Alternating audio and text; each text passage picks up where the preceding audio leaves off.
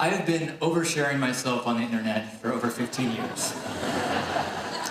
But what I want to share with you today is my grandfather, Reverend Caleb Elroy Sheichels.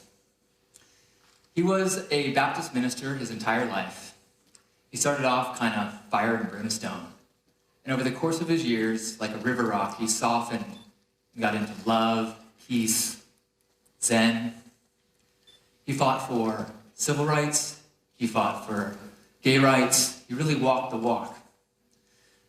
This picture was hugely significant to me growing up, because this is my grandpa with Martin Luther King Jr. Martin Luther King Jr. is like a mythical figure. He's like Santa Claus or Godzilla. But he's not. He's a real guy, which means that great people are not them. It's us.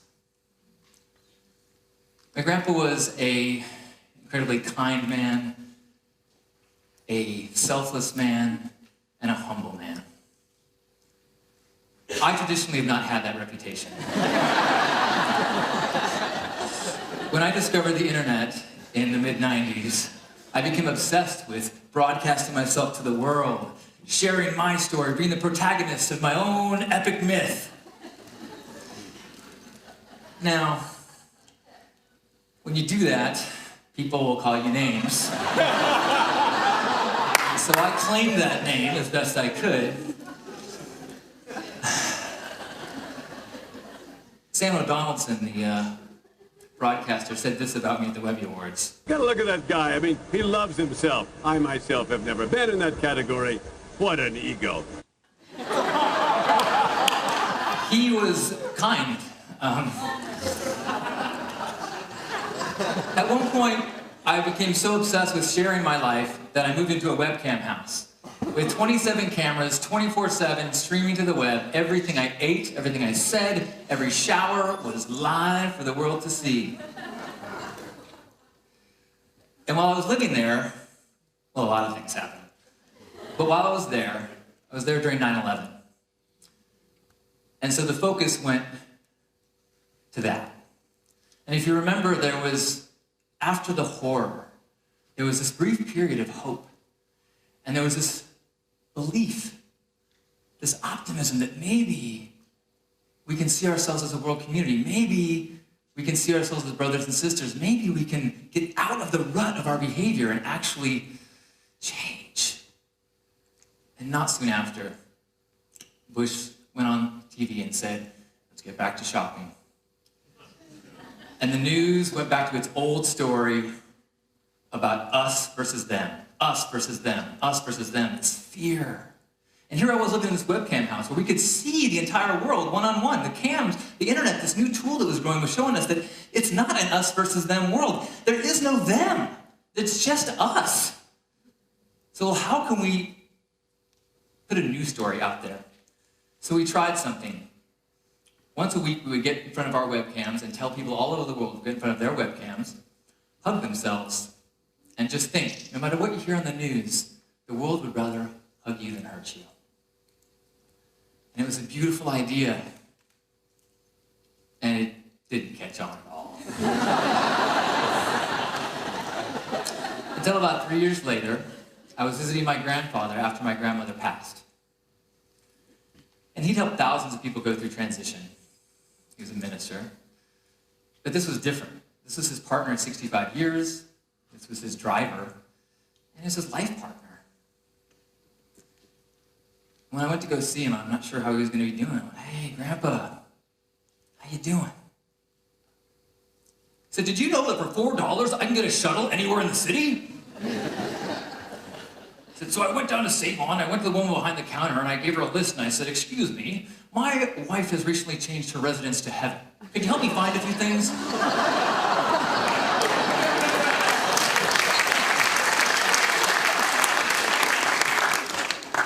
And I was like, man, Grandpa, you always help me see the glass is half full.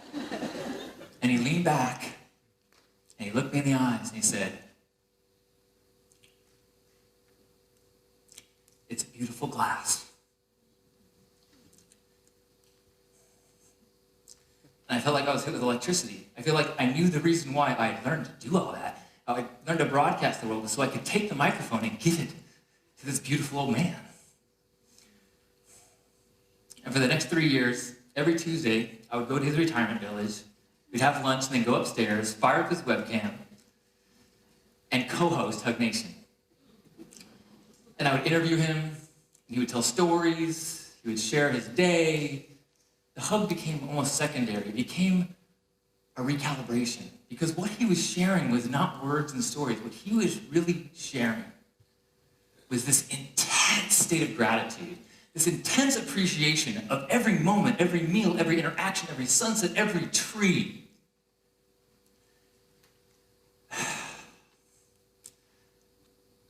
We did that for several years.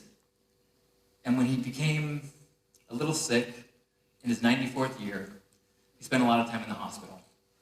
So we decided to keep broadcasting from there. We used the hospital Wi-Fi, fire up the webcam.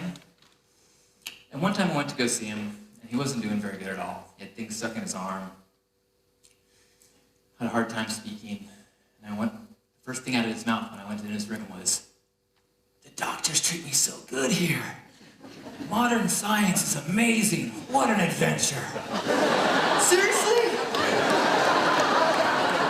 That's your story? Well, you've got every reason in the world to complain, and what your story, what you're focused on, is all that's amazing. That kind of gratitude was what Rob Resney would call pronoia, the opposite of paranoia. The belief that the universe is conspiring in your favor. Yeah!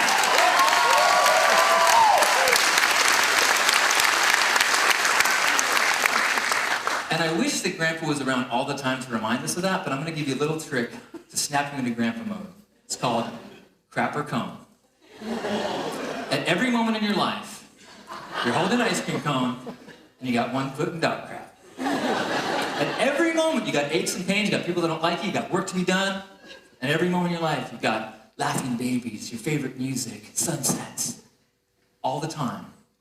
And the degree in which you enjoy your life is vastly determined by where you place your focus. And I'm not saying that you don't pretend like you have no problems. If you want to take a moment to chip away at it, or notice where the crap is so you don't avoid it, please do the work. My grandpa wrote a letter to his congresspeople every day. When he learned he could email them, oh, he was so excited.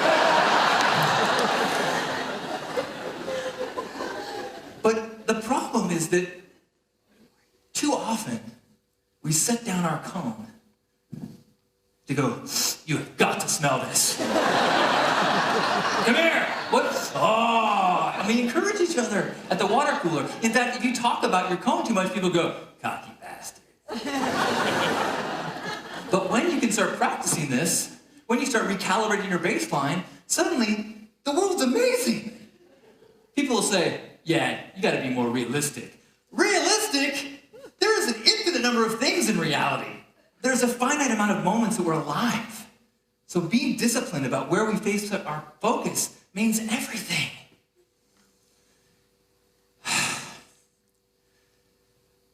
When you get to that point where you are focused on your cone, because you find evidence for whatever you're looking for, you get to a place where you are rich. Getting rich, the fastest way to do it, appreciate what you have. I don't care what you got in the bank account. If you feel like, you're poor.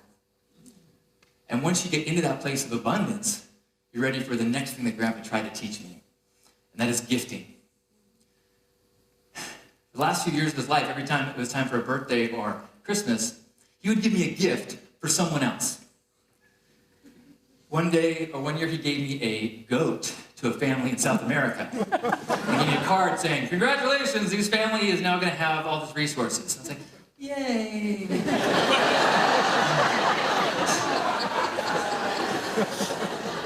One year, he got me a human slave, where he bought a woman out of slavery. And I got a note that a woman was being rehabilitated to do certain work in Bangkok. And I appreciated it, and I knew that it was the right thing to do, and I felt better about myself. Would have loved an iPod. I didn't really get gifting until I started going to Burning Man. I've been going for the last 14 years. And Burning Man is this temporary city that's governed by its own set of rules. There's no commerce there. There's only gifting. And when you first hear that, as I did, you think barter.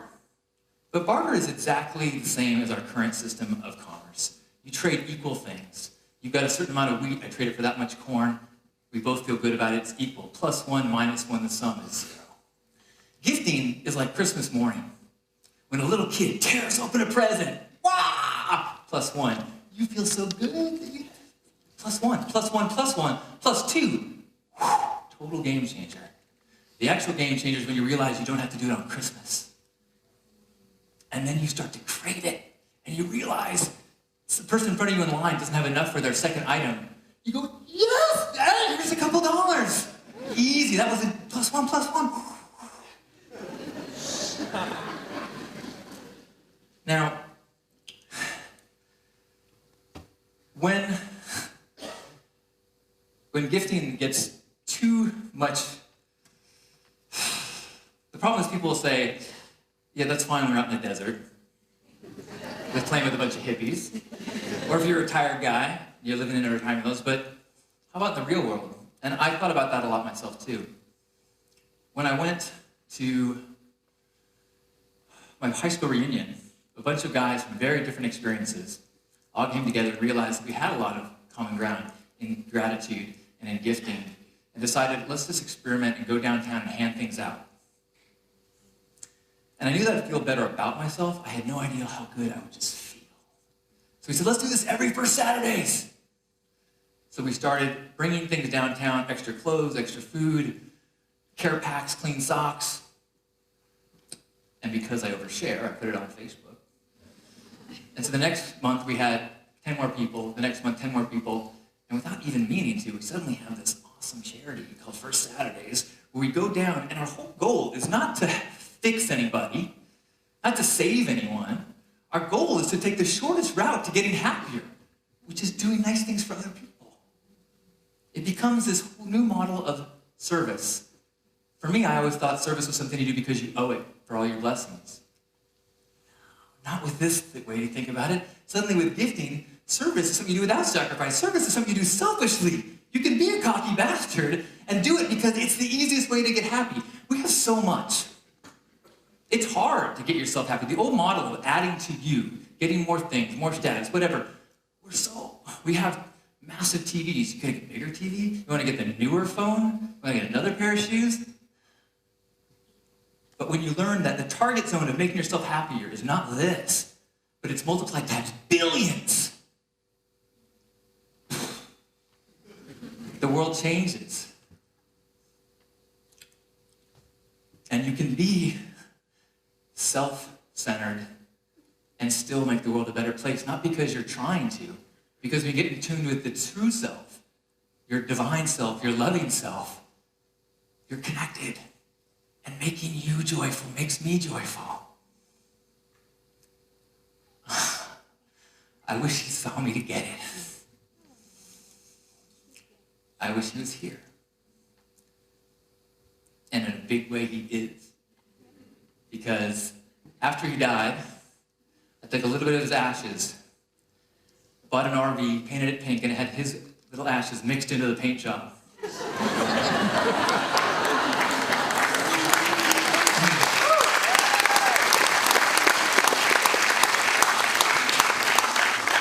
So now, as I go on adventures, and every time we go downtown to help those less fortunate, he's there.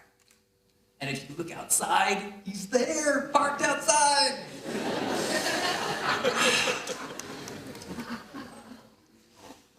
I want to close with the most tasty serving of cone that I know, and that's a couple minutes with a special Halloween hug nation with my grandpa.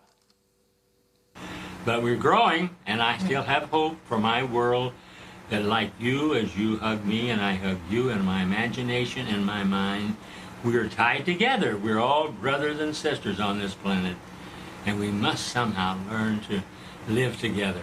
You only live once. That's right. Enjoy the color and let yourself go in the joy and the experience of being a privilege to live in a day when you can do this kind of thing. Reach around the world. We live in a world where we need to get positive about things and rejoice in the gift of life. That's right. So once a week, we try to remind ourselves We do. to Hug you. to hug one another and focus on the good. So let's give ourselves a hug. And you hug yourself. My brother, my sister, we are related. And mind is God. Mind, that's part of whatever the creative is. That's, you and I are part of it. And we have the power to choose and to think good thoughts after whatever creative force made us.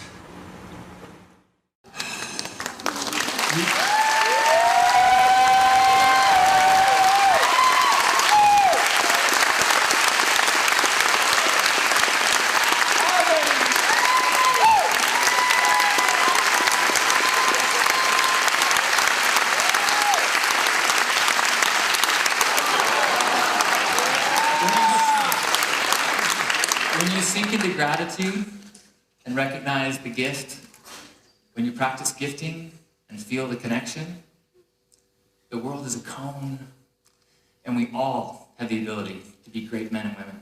Thank you.